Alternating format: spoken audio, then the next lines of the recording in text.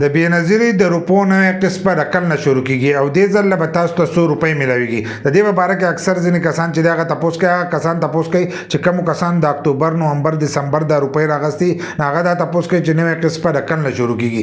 ځینې بدی کې د کسان د چاغو تر اوسه پورې د جوړ قسط چې دا نه دی راغسته ځکه چې هغه وس چې په یو ځای باندې شروع کیږي. د دې نه مخکې به د روپۍ چې دا په یو ځای شروع شي په ټول ملک کې نو هر یو کس ته چې دغه روپۍ به ملاوي شي نو 3 میاشتې پس چې د روپۍ به ورکولې نو بدی کې وس ځینې دي کسان چې هغه د زړې روپۍ چې دي دا نه دي راغسته کوم کسان چې راغسته دا تاسو کوي چې دا روپۍ به کل نه ملاويږي. نو دې ځل چې دا روپۍ به تاسو ته هم 3 میاشتې پس چې دا ملاويږي لکه د جنوري فروری او مارچ روپۍ چې دي دا به تاسو ته ملاويږي. نو دا په جنوري کې شروع کیږي. د جنوري په میاشت کې چې دا نوې قسط شروع کیږي نو بدی کې به تاسو ته دغه روپۍ چې دي دا ملاويږي. خو دې ځل هم کې دې چې دا به د شانته په مرحلو باندې ورکړي څنګه چې دا تیر شي ورکړل په درو مرحلو کې او د دې نه مخکې هم په درو مرحلو کې ورکړل نو دې ځل لبم کې دې چې هغه به دغه چل کوي چې دا په مرحلو باندې ورکړي. نو بدی کې زیاتره کسانو روپۍ چې دي هغه پاتې شي ځکه چې هغه ته کلاړ شي نو هغه ته هغه روپۍ ملاو نشي یا هغه ته دا پته نه لګي چې زموږ په علاقه کې دا روپۍ شروع شوي دي کړنې شروع شي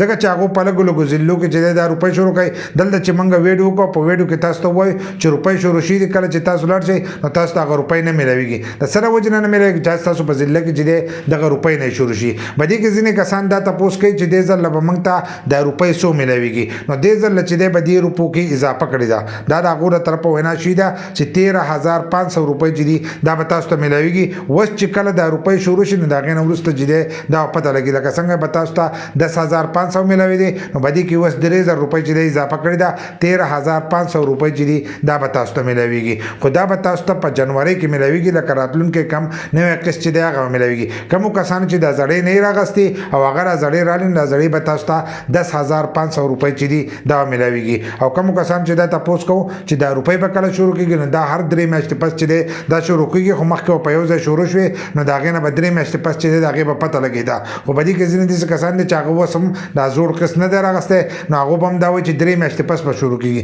نو دې ځل چې د جنوري په میاشت کې به تاسو ته دا نوې قسط چې دا به شروع کیږي او دا به تاسو ته ملاويږي.